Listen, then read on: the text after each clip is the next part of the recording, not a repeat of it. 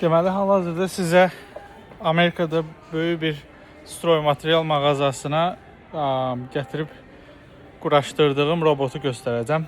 Quraşdırdığım dediyim sadəcə proqram eləyirəm. Bu robot nə edir? Bu robot axşam mağaza bağlandıqdan sonra mağazanın içindəki məhsulları sayır və stokları sayır və azalan məhsul varsa bunu avtomatik olaraq databazə məlumat verir və məlumat verəndən sonra da əgər hər hansı bir məhsul azalıbsa bunu yenidən sifariş edirlər.